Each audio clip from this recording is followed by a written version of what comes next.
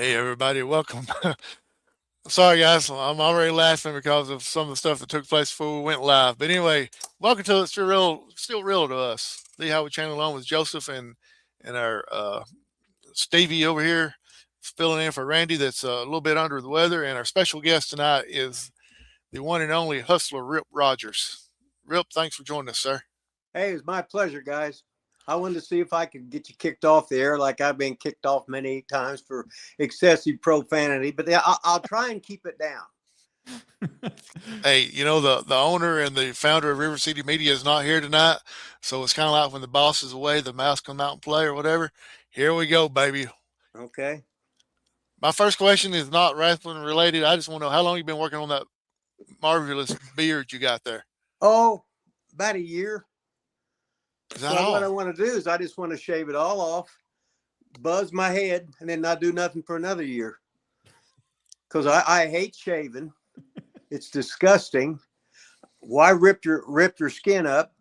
I don't want to buy those cheap ass razor blades.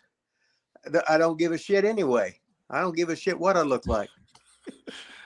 So you did that within a year.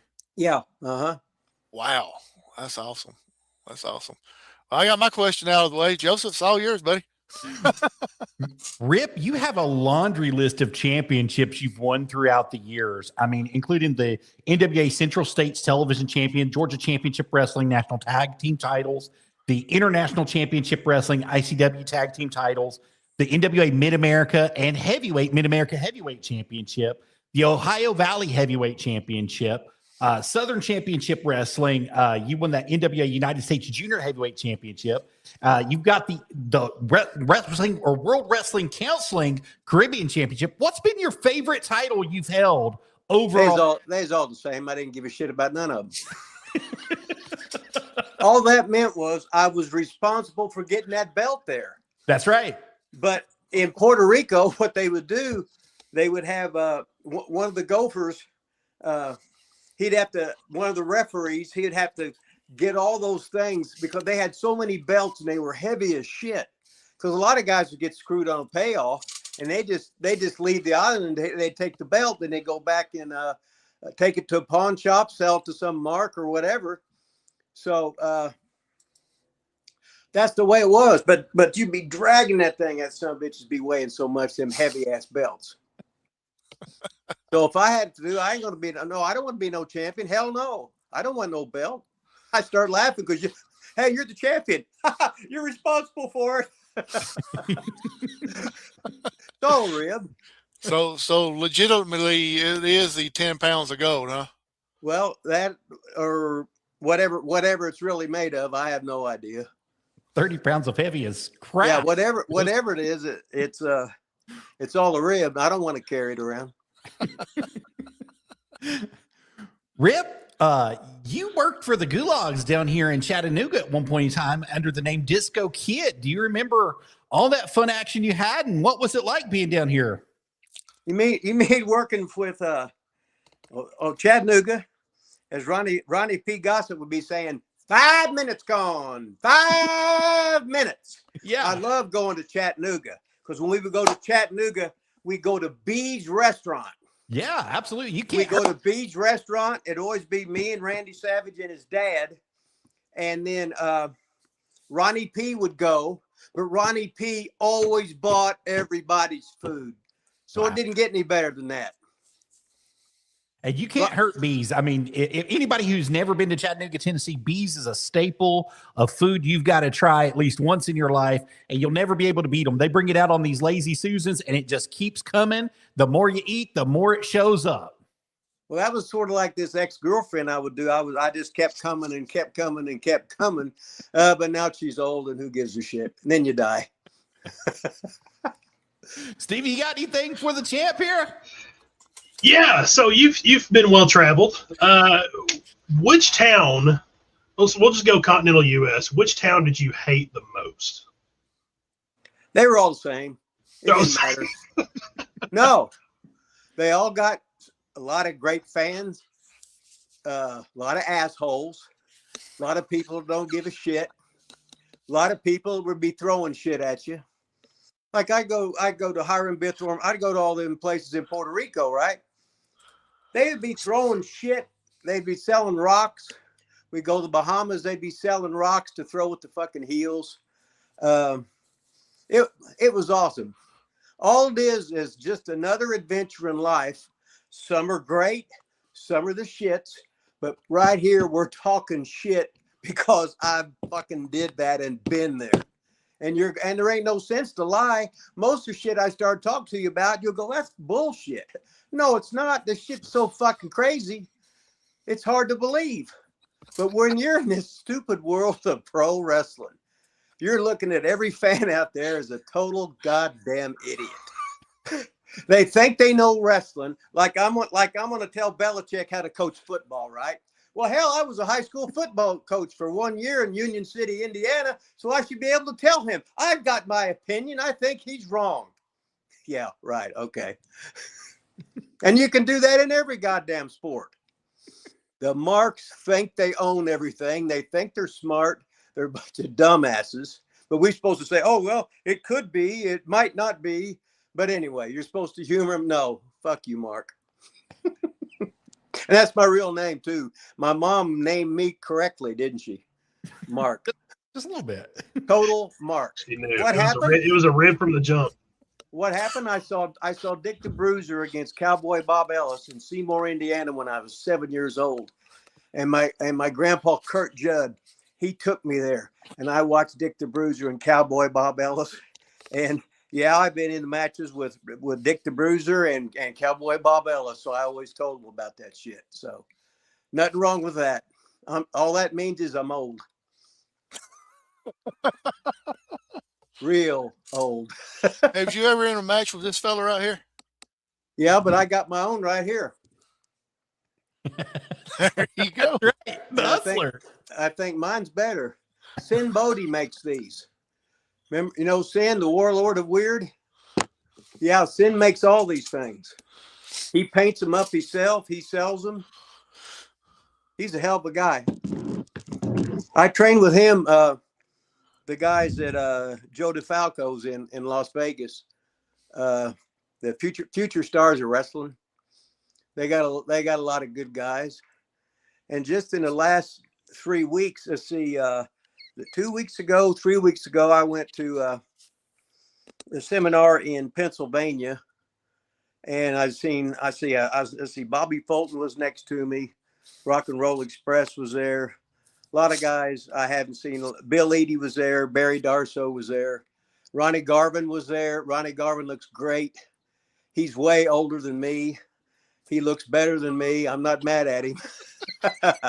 He's lost a lot of weight, but he looks good. Yeah. Well, as you get older, if I gain anything, I'm fat. So I'm trying not to eat as much. but such is life. That was then. And then I just got back a couple of nights ago. I went to Portland, and they had the big reunion there. And I was sitting across from the Godfather because he lives in Las Vegas too. I remember the first night when I was in Global, the main event was me against Adrian Street. Now this was in the Global Dome, which was a sportatorium in 1991. And the Godfather was my roommate. Of course, he was on name number 1 then. So usually 4 or 5. I had Barry Darsow was telling me we was going through all them. Bill Eadie, we was going through all them. What stupid names we had, why we had them. It's just nothing but trivial, but every wrestler out there has a unique story. Every wrestler out there, you're going, how? He wakes up and goes, how in the hell did I get here? You start with something and you accidentally got booked here. You wasn't supposed to get booked here, but this guy got half-ass murdered by his wife, and so I slid into his spot. And then somebody's car break down and they need somebody here and there, and they just say, go ahead and stay here. There's a million stories for a million guys. They might start out all the same, but none of them end up the same. And usually in the wrestling business, the the baby faces are the assholes, and the heels are the coolest guys in the world. And we were the ones that would get our tires slit, trying to shoot us, trying to knife us. Of course, I got stuck, but that's another story. But just another day in the life of. But every day is special. Every day is training. Every day is talking shit. It's like when I was living with Randy, the first day I heard him talk normal, right? it was when our dog died. The dog died, right? And he goes, well, I guess I'll have to get a new one before. And Randy was the only guy that wanted to fight for no reason, just to fight. I'm 6'2". I said, you're 6 foot, ½ inch lying motherfucker. I weigh 200. I said, no, you don't. You weigh 217. Oh, so we had the love-hate relationship. It was awesome. But he let me slide more than anybody. Because he was a second generation wrestler, right? Yeah. Harry's dad was Angelo Poffo, and then Lanny started when Angelo went on the road when Lanny graduated from high school. But Randy was busy playing minor league baseball for the first 5 years. Yeah. And then he didn't weigh very much because they needed him to play baseball. It wasn't bodybuilding or nothing like that. He was skinny as shit with the Reds. Are you kidding me? What's that? He was skinny as shit. He was like 185, 190 pounds soaking wet when he was. Yeah, he didn't weigh that. He probably weighed 175. Yeah, he was skinny. Right. Well, that's what they wanted. Years ago, they didn't want baseball players lifting weights. Remember that? Yeah, absolutely. Yeah. And now basketball players lift weights, right? Yeah, absolutely. So anyway, that was just a little bit, another day in the life of, Mr. Rogers, let me ask you, you was talking about names. Don't call me Mr. Rogers, okay? All right. You call me Rip. I'm only 72. Don't treat me like I'm old. Okay. Rip, got a question for you. I probably have an answer for you. If not, I'll just do dust it. I'll just make one up. It'll be total bullshit. Oh, no, I tell nothing but the truth. Well, I got 2 questions for you now. Okay. First, no, I'm not going to tell you how big it is. It's above average in girth, and I got a big vein in it, and I am circumcised, but I've never actually touched another man's part of his organ.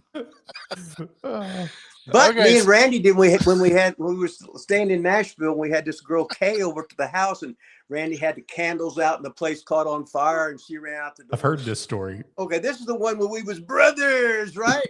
Yeah. Yeah, there was, but I still didn't touch him. It was his finger, my finger, and we was meeting in the place in the tank through there. And I remember she went out the door and took a big bump, and she's almost like on fire and everything. But she wasn't, and we made it, and it's just another day. So I said, "What the hell, Randy? It's just another day in the life of." Hey, we're going to be croaked soon. We need to laugh as much as we can. Laugh as much as we can. Who gives a shit? I come into the world broke. I'm going to leave the world broke, and I'll still be going to Dollar Tree to see what the goddamn specials are. That's right. I bet you came into the world naked too, didn't you? I was butt naked, and I was punished too. I must have been a bad fetus because I had the kayfabe dusty weenie that was tiny. I needed the huge hammer, but I got left out in the length department. Now Ethan Lanny, he had a hell of a whopper. That's a story for another day, Rip. Okay. Okay, Rip. My first question is: you're talking about wrestlers and their names.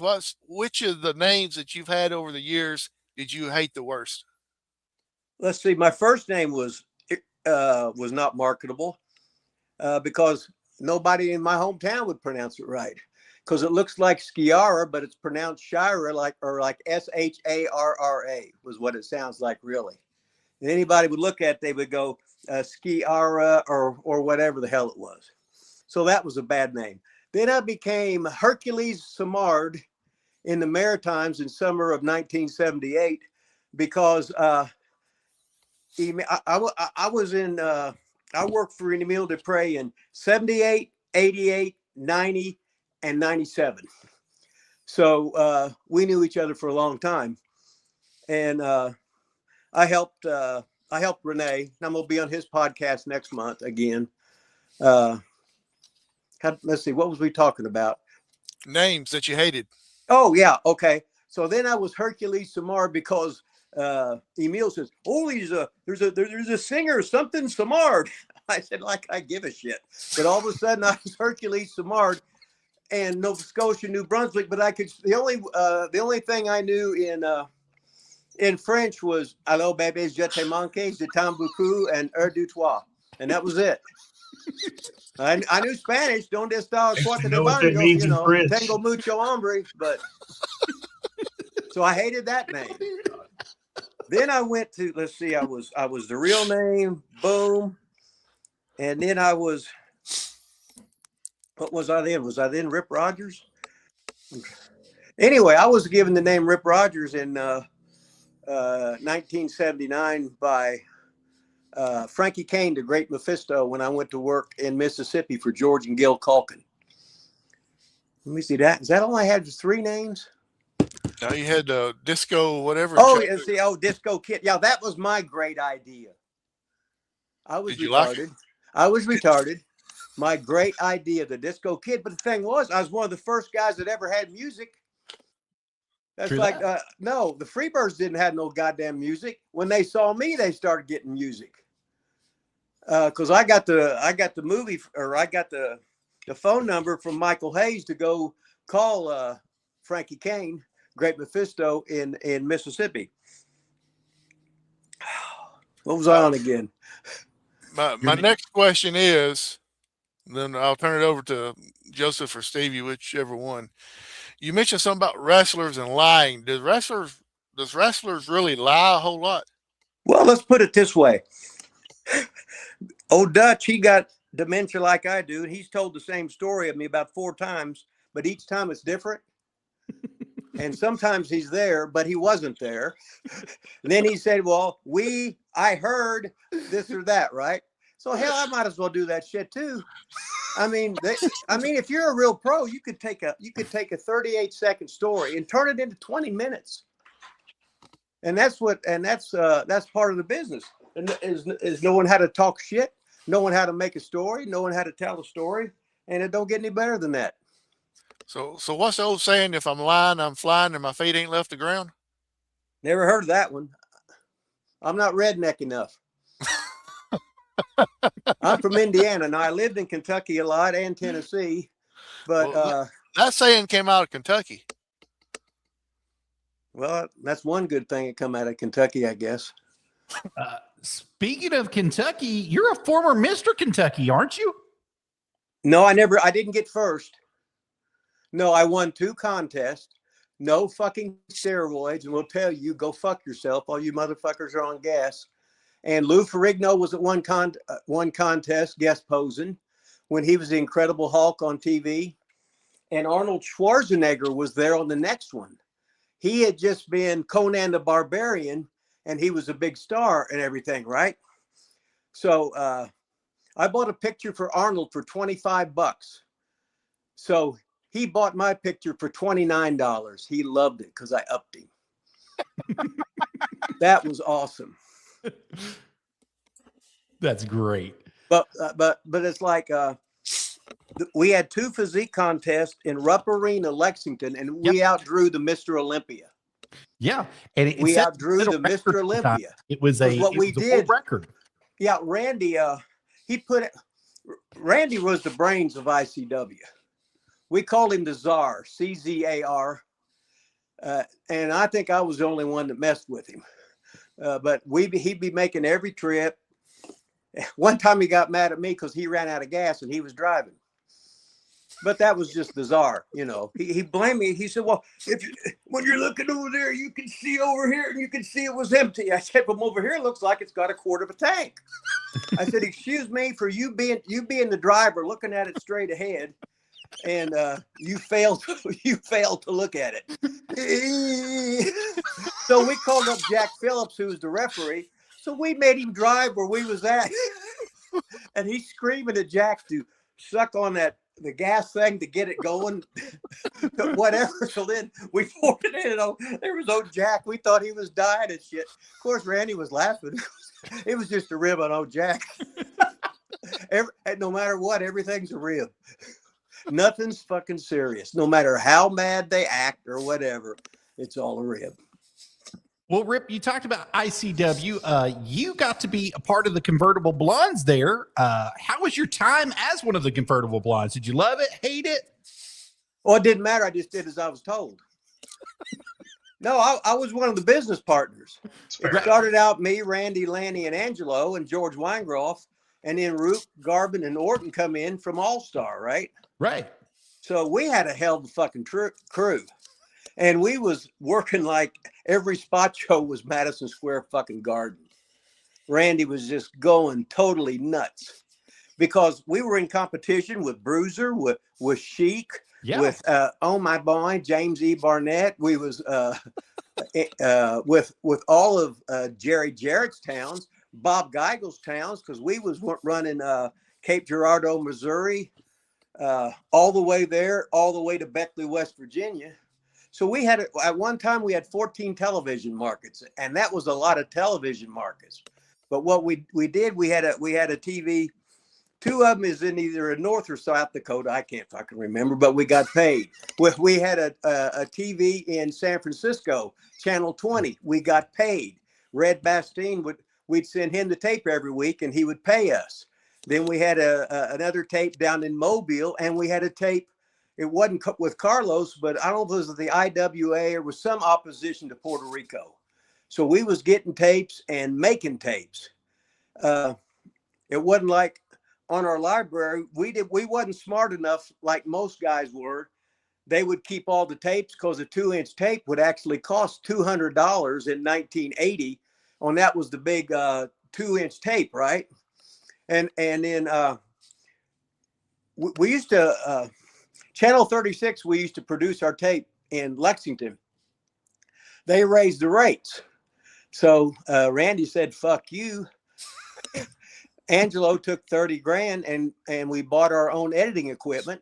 And we started doing like WWE does years ago. Here's a match from Cape Girardeau, Missouri. Here's a match from Memphis, Tennessee. Here's from Beckley, West Virginia. Here's one from Milwaukee, Wisconsin. And we looked like we was goddamn big time. What we was doing was making a tape. Randy was the labor. He was doing all the work. Tony Falco was the one getting yelled at because he was always have to do the camera work and stuff like that. and Tony Starr, when he was 17, he turned out to be a hell of a hand. Tony Falk did. Yelling at people. Huh? Tony is still yelling at people. Well, I ain't mad at him. He's the pride of Paducah, Kentucky. Then we had Crybaby Edwards out of there too. He was in Kentucky, and Crybaby was the first guy with the cleft palate that we had as an announcer, which is awesome. Against all the grain, right? 5 minutes on, 5 minutes. Rip, more of a training type question. What is it that young wrestlers today fail to realize early on in their careers? What is the hardest point to drill into their brains to make them get it? And when do you know they've got it? Most don't get it. 99% don't get it. It's the hardest thing in wrestling is to slow down. And you got to story tell, but it takes everybody in my classes. You had to go an hour, called in the ring. That was it. I've never been in the ring in my life getting in there before a show. And if I showed up, them motherfuckers would be running out of there. I'd be putting matches up. When I put matches up, it'd be like a name, Joe Blow. I throw Joe Blow the ring. Oh yeah, he knows what he's going to do because they got everything planned out over the phone and shit, right? I'd send somebody else out there. All of a sudden, he's going, oh shit. But then I'd tell him to switch. Tell him to switch roles. That's how they learn. Then they started liking it because when they went different places, they were so much better. Hell, the stars ain't worth a goddamn shit. I had guys go 2 hours, called in the ring, just boom, seminar, 90 minutes. Everybody watch this, blah, blah, blah. This guy, they're going 90, go. That's it. No pre-planned bullshit allowed. Excuse me for making you fucking good. Some days I had them some bitches there 10 hours, 10 motherfucking hours. Working. Shut the fuck up, I'd tell them. Shut the fuck up. If you can get past me, I'm Sergeant Carter, and you guys are Gomer Piles. You got to go to Vietnam. I'm protecting you. I had 70 guys go in the big time, but it wasn't the Brocks, Sheltons, Batista, Ortons like that. It was the guys like the Santino who come in from Canada with no money, and he had to work the kayfabe cash jobs. They had 4 guys at his apartment. It was like Serena Deeb, who had two jobs, and so she had 2 jobs, and I'd make her go to class twice every fucking day. I treated her like a guy. I yelled, screamed, cussed, called them every fucking douchebag in the world. I said, if you can't survive me, you get up there, them girls will eat you up. They'll eat you up because they ain't worth a shit, and you can wrestle, so they will all get rid of you. But anyway, that's just another rant. Whatever the question was. Hell, I can't remember what it is. You're not that old, Rip. You can remember a little bit. Some guys, I got so many guys that died in the last couple of years, right? Yeah. I mean, guys that I knew, I mean, oh shit. I was looking at it, I said, oh fuck. Damn. Usually I look up and I say, like in Portland, I was the oldest guy there. I saw Buddy. I told you I saw Buddy Rose's wife. I hadn't seen her in 46 years, whatever the hell it was. But that was a good time. But anyway, I get on a roll, and I couldn't even remember what the questions was. That's okay. We're all for your stories. We love them. Oh, you just like the stories. Okay.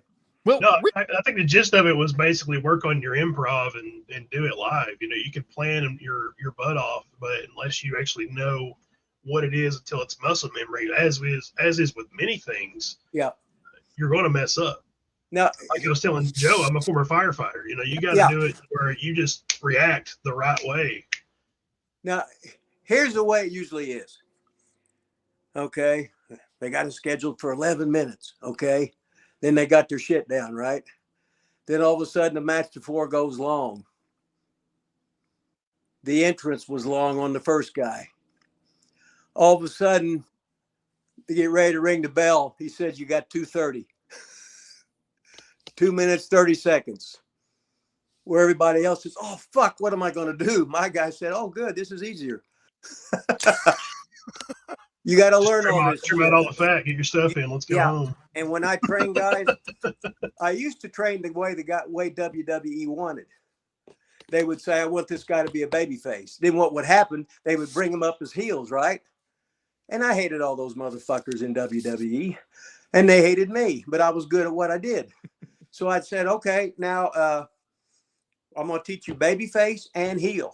I'm going to teach you to work if you're bigger or if you're smaller. I'm going to teach you to work babyface or heel, whether you're in the first match, second match, the matches before the break, the main event, the semi-main event, whatever, where you can look at shit, do no repeats unless you do a repeat where it looks like this is going to happen, but you turn it around. They thought this was going to happen, but no, it was another counter.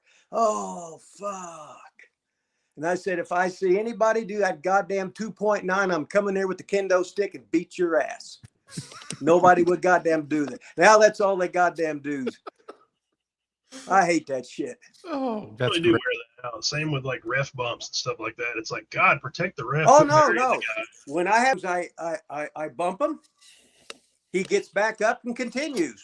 That's it. Yeah. Sometime I bump him. He's down. The other one rolls. Or the guy comes in, takes his place, and then you have a regular fucking finish. But there's 3 options right there.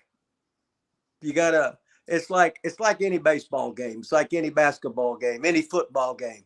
Now just think, if we start out in football and I'm ahead 21-0, oh, I'm getting over. Well, if I come back and lose, then I ain't worth a shit, am I? That's the way fucking wrestling is.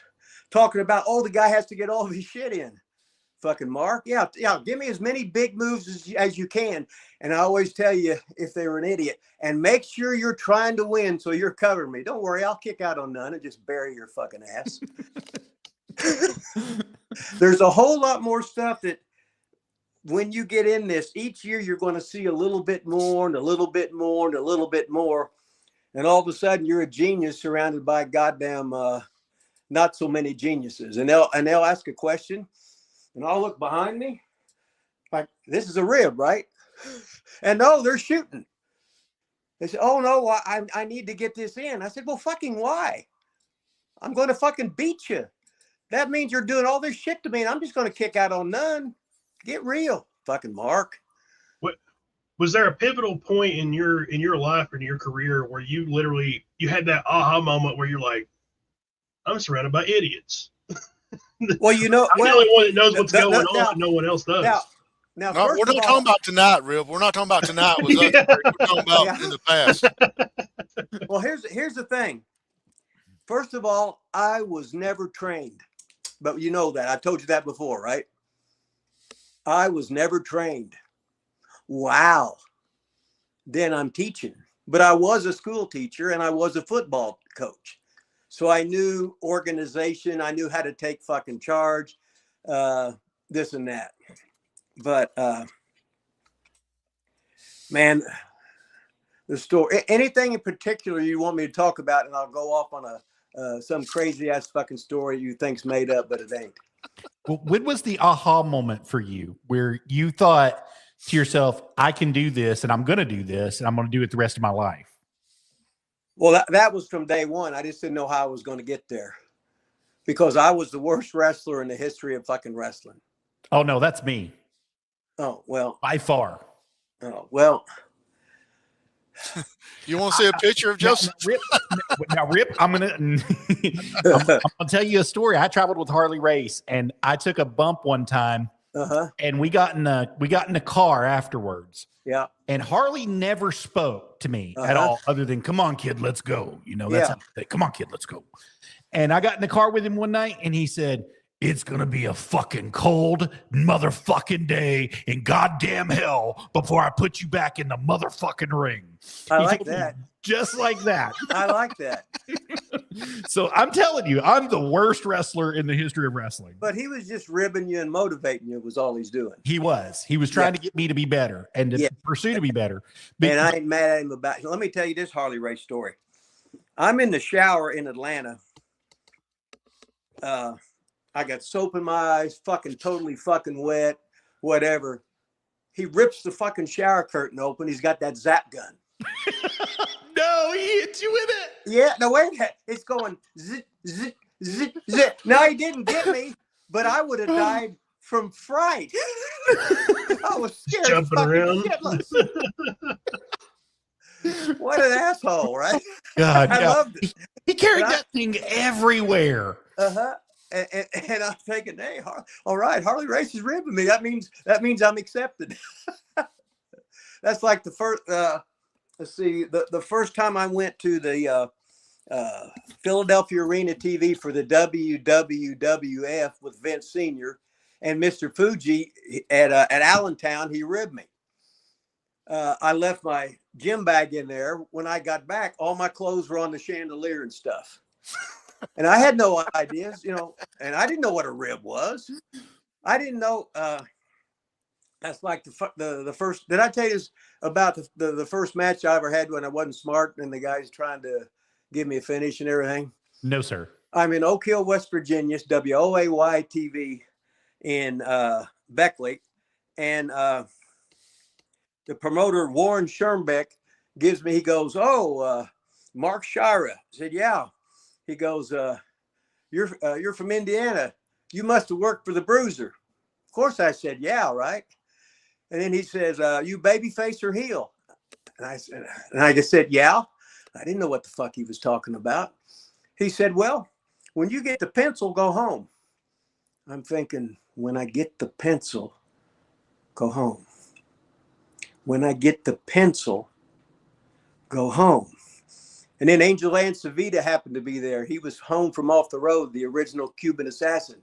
He goes, that means you go into the finish. And I'm saying, okay, what's finish? You know. So in other words, but anyway, 2 weeks later than that, there I was in Allentown in the Philadelphia arena. So things would, then I worked TV for the Bruisers, TVs for the Sheik, TVs for Bod Geigel in Wichita, in St. Joe and Kansas City.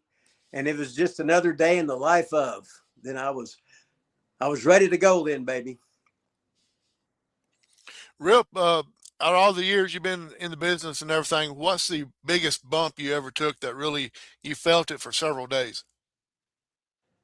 I used to bump the shit, which was really too much. But when me and Cactus Jack would get together, we just wanted to do shit for no reason.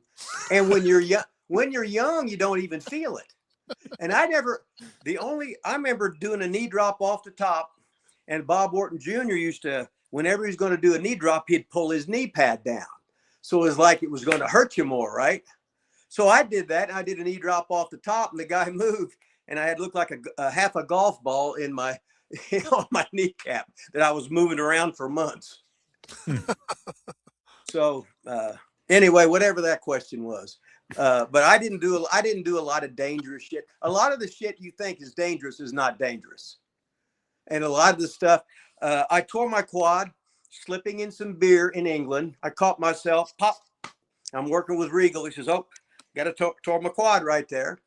I blew my knee out working in that match in Allentown, just getting up against Tanaka and Fuji, just got up, my knee exploded. My knee exploded again in a month. Since then, I've gained 27 pounds. Because I can't ride the bike. Can't do anything. Such is life. Right. Rip, who's your toughest opponent you ever faced? Well, all my matches were phony. I don't know about you. I could tell you a lot of guys that were stiff. There you go. That'll work. Who wasn't worth a shit. But most of the guys in a thing, you have some really good matches. And as you have more matches with them, I'll give you if I worked with Adrian Street 26 weeks in a row. So we went everywhere. So we would give him a TV match, then we would give him a house show match. On a house show match, it was more entertainment, a little bit more realism in the on the TV matches. But I'll guarantee there was no violence in my match. I guaranteed it. Mine was strictly unreal. And Adrian was a tough guy, I'll tell you that. Whew. Rip, I'm going to ask you this since you kind of brought it up, but I don't want you to hold back now. Kind of really tell me how you feel about it. Is that a rib? Who was the worst person you went against? Worst wrestler ever? Man, I don't know. Most of the guys, I really didn't know. I've seen a lot of stars that wasn't worth a shit and had bad fucking attitudes, thought they was over. They had no fucking talent. They just had steroid bodies was all they had. But that was a different time and place. But I remember how bad I was when I started, and I always relate that to everybody else. I said, but if you keep just shut up and do as the older guy helps you. He's going to try and make you better. He's not going to sabotage the match. He was young once.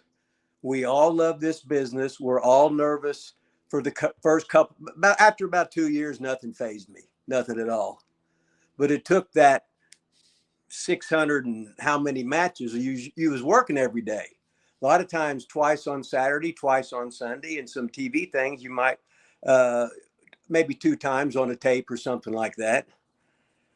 I'm not mad at anybody. Everybody, this is a hard business, and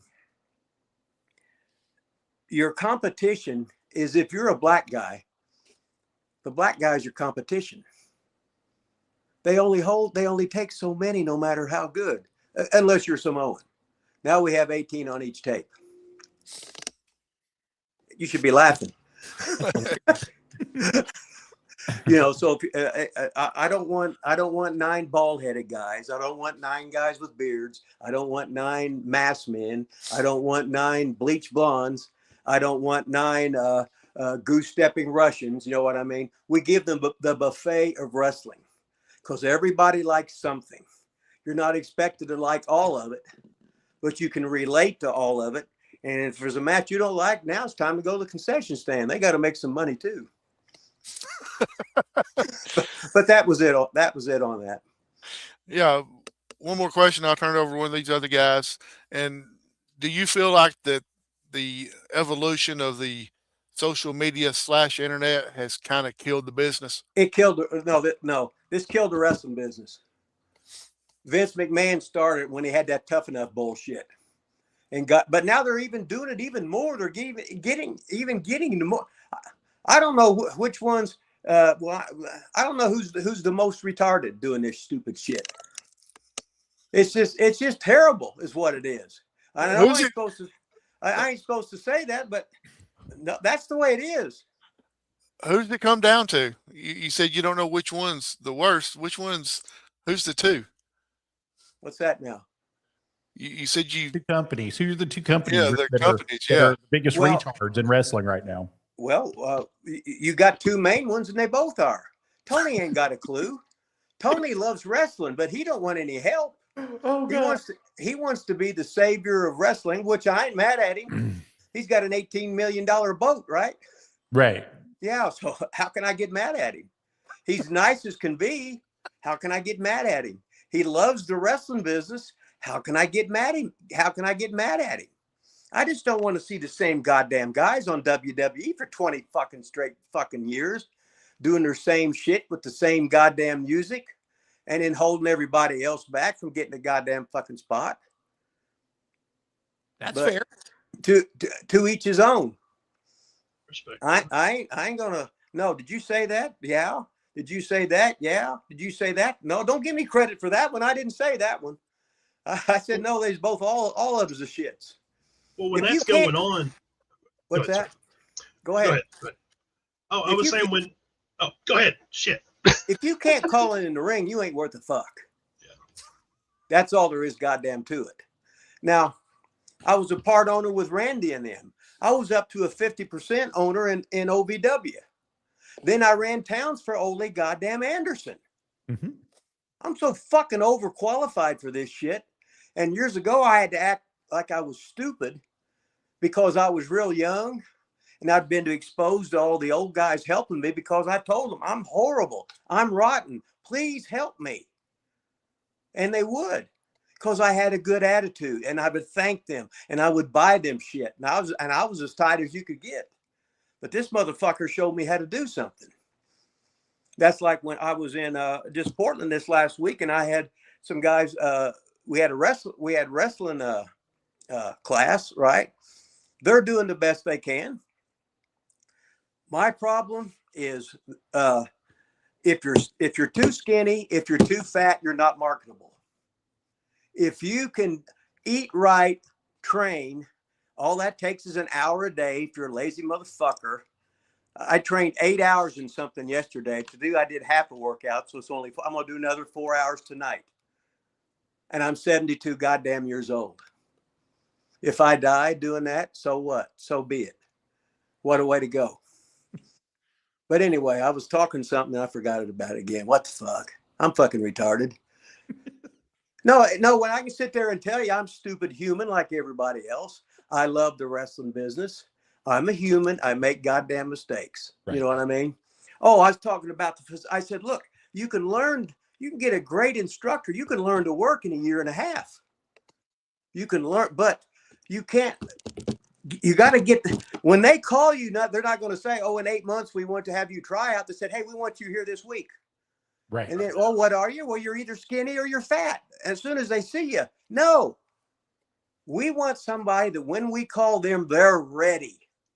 They are ready. They're shaved, tan. They got nice fucking robe, nice boots, and everything. They're polite. They know what they're supposed to do. They know their basics, and they got no ego. But most of the guys today, they think they're over. They got to get their fucking shit in and all that stuff. And I would just say, well, don't get none of it in. Fuck them. If you're humble, you'll go a lot of places. If you're an asshole, no, fuck that motherfucker. Fuck him. Rip, is there any? I've seen that there's some wrestlers who are constantly studying old matches and classic matches and whatnot. Has there ever been any that have stood out where you've known what happened behind the curtain and been like, they have no idea what they're doing? Once I understood the thing, the only match I would have, I had a match with me and Brad Armstrong. The first time I ever got in the ring with Brad Armstrong. He was so fucking great. He did everything fucking right. Everything. And I was covering him. I said, well, kick out, because he's on. You're going to beat me with the Russian leg sweep, but that's going to be the only cover of the match. So you beat me decisively with one cover. I said, you understand that? Everything was, yes, sir. Yes, sir. Yes, sir. Yes, sir. He was so good. All the Armstrongs were that way.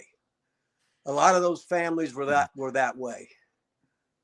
Anyway, I forgot what I was going to say, what the other question was.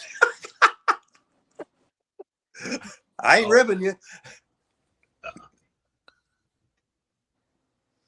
We got silence. What was I talking about before that? Before I swerved.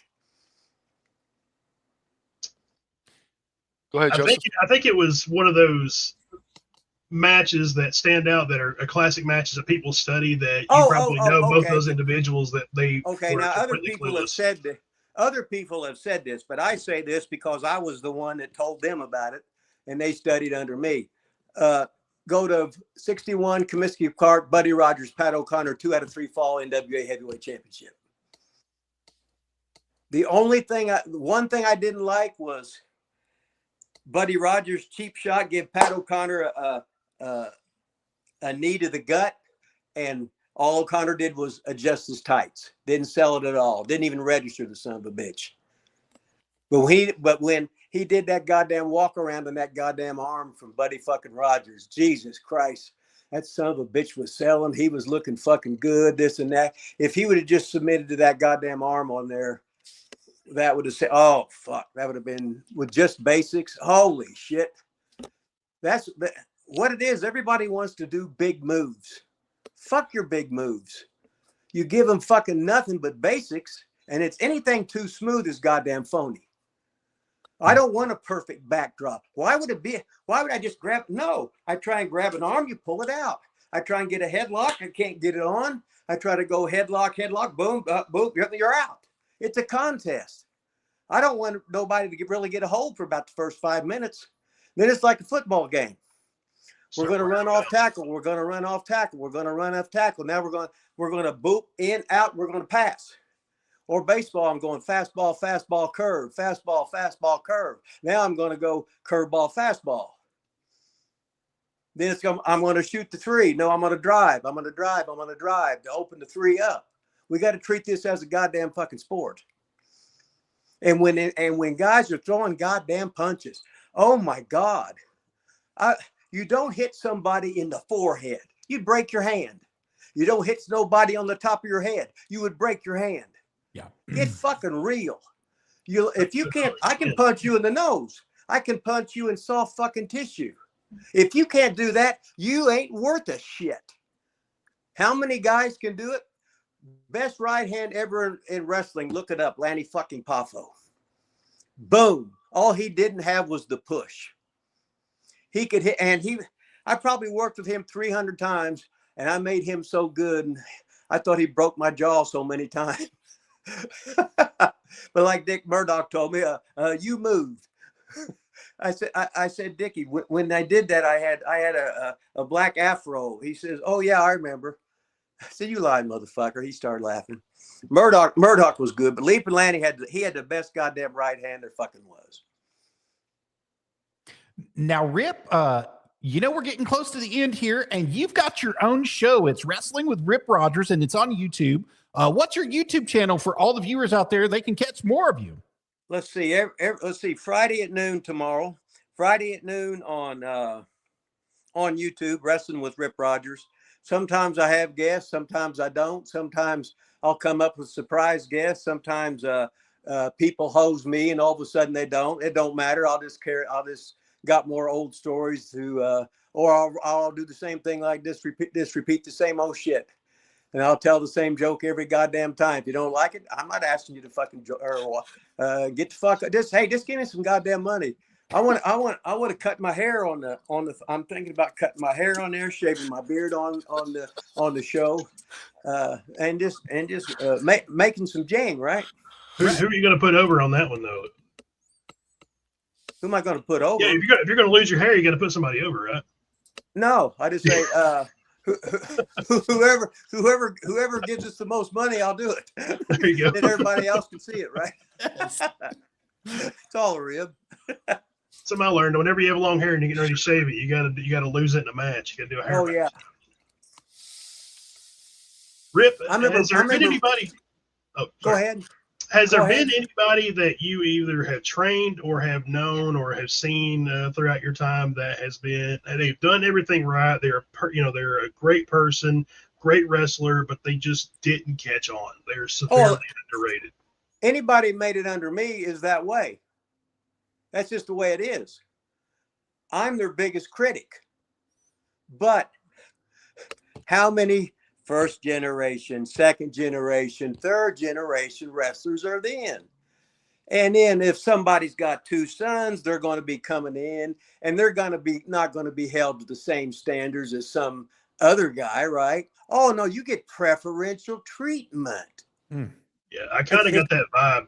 Just one time I was been talking to you that nepotism is huge. But it is in every business. Absolutely. So I'm not mad about that. That's just the way the world is, right? Hey, if you're my son and I'm the boss, you're vice president, right? You can't read or write, but I don't give a shit. Just get your money. Yeah, but if it was a real competition, then somebody could stand on their own versus. Yeah, but nobody said wrestling was real, did we? Right. No, now, come on, Rick, it's real. It's still real to us. Well, well, okay. It's like when you have tryouts for the Olympics. Here's a 3 for the 100-meter dash. But in wrestling, the guys that got 7th, 8th, and 9th, we can give. Well, no, we're going to start them instead because, well, this guy's related to this guy. This guy's cool. This guy's dad's got a good job with the network and everything. There's reasons for everything that we don't know. A lot of times, it was hard. My problem was looking too good, and having to tank shit because guys would get mad because they couldn't follow my act. But I wasn't doing anything. I was just good at what I did. And I can't help it if you're a star and you're the shits, that's on you. If you're a star and you're fat, that's on you. If you're a star and you're skinny, that's on you. Hell, I got in 12 bodybuilding contests in 18 months and won 2 and said fuck you to everybody, and I was fucking clean. Because I could. I started boxing when I was 41. Pro fucking boxing. And I had on the same license. One was I was 7. I had to be younger when I was boxing. And I still got the thing in my billfold, right? Everything's a rib. Have fun. Get in, get out. Try not to get hurt. You're going to get hurt. It's fun though. When you play sandlot football, right? It starts out, but then by the end of the thing, there's a lot of injuries and shit. Yeah. And that's just playing football. And that's the same thing as pro boxing. Did I get the shit beat out of me? Hell yes. A lot of the times I did some things, and that's another 2-hour program. Do stuff that nobody would believe. You did that? Hell yeah. But anyway. Well, Rip, that's why they have books. And you can go to Seymour and get my beer, Rip Rogers beer. You can get at ProWrestlingTees.com. You can get your Hustler T-shirts. See, I got the beer, the T-shirts, and then I've got 2 books out. And I got another one supposedly being written, but I've thumbed through the one by Caleb. I think it's one of your first ones, right? Yeah, he's from Seattle, Washington, and all he did was he took all my tweets from how many years on Twitter, and he made a book out of it and categorized it. You on Twitter? No. Yes. No, never. Yeah. Then on the second one, he added like 90 pages to it and called it an advanced edition. But hell, it got the same goddamn cover on it, you know what I mean, except for a little fucking silver or gold thing like that. And then I got a real biography, hopefully coming out. I've had a little trouble with getting it written, but such is life. But Bill Eadie got his done, so if he got his done, I guess I could get mine done too. Well, Rip, I had a little birdie tell me one time that you and the King, Jerry the King, didn't like each other. Is that actually factual, or is it just a bunch of bullshit? No, that's all bullshit. All right. There you have it. Right out of the horse's mouth, guys. No, I worked with the King when I was working for Ole, and he come in for some dream matches or whatever. One time he hit me with the back elbow, and I bowed up. He said, I'm sorry. I said, oh, sorry, King. No, he's great. He's great. No problem there. Now, when I was with Randy and they were the mortal enemy, that was different. But then I didn't give a shit. King's great. All right, Howie, it's about that time. Take us home, baby. Absolutely. Real, we appreciate you joining us. It's been a pleasure listening to all the stories. And I'm going to ask one more question. I hope it leads into another story, but what is one of the funniest things that's ever happened to you in a wrestling ring or in a wrestling locker room? Wrestling locker room? Wow. Really opened that one up. Yeah, you did. That's this, and then there's that's the something area. that's something I have to think on, because some of this stuff I might be really stringing it out. This might be too hot for Oh, hell, Rip, if Dutch Mantel can tell 20 stories, just give us your best one. Nah. Let me see. Tell us one where the statute of limitations is already expired. Somebody always says, what's the best? I said, no matter what the question is, how many situations is that? What's the best of this? Best of this? Goddamn, I'm fucking 72 years old. We're going back how many years? How many matches? How many guys? What's the best weed's number one, right? Yeah. I said, I can't fucking answer that shit. What the fuck's the matter with you asking a stupid question like that? Just give me the short list. Yeah. That's why I didn't say the best. That's why I said the funniest. There's a difference. Well, I'll wait till when we have a return appearance due to popular demand or no demand at all. You got nothing to do. We just want to tell some jokes or something like that. Because I come into this with not one note, right? Right. Yeah, I just fucking start talking. Called it all in the ring, huh? Yeah, well, that's what I do. That's what I was good at. There we go. Brought you full circle, Rip. Once you get it, you never forget. Rip, and and you get heat for knowing how to do it, and the fucking stars don't have a fucking clue. They're walking around with their fucking scripts. Yeah. And the fucking referee's goddamn wired. Holy shit, they ain't worth a motherfuck. But I'm the bad guy for knowing how to do this. Now, what I do is I would teach guys, right? I said, now this is how you do all this shit. Now, once you get up there, forget everything I told you and just do as they tell you and you'll be fine. Because I know you know how to follow orders. Don't even think, because they'll think you're trying to overstep your bounds. Because the so-called agents, they want to be agents, even though they've never had a 20-minute match in their life, and they're an agent because they're related to somebody or whatever. But anyway, really seems robotic in that regard. Basically, you meet these qualifications, you meet these requirements, get up there and do the damn thing, and come back. We're done. Yeah. Rip, you realize that we're on live internet podcast, and you just said that you would come back on here, so we got you verbally committed. Verbally committed. Okay. I need to be physically committed to some goddamn nut house. But what the fuck, right? By then I might have a shaved head. I might have a shaved fucking beard. Can you get the arm in? Can you get the arm in there? There's no arm in there. I guess I left a long time ago. You're sitting in the dark. Oh yeah. Okay.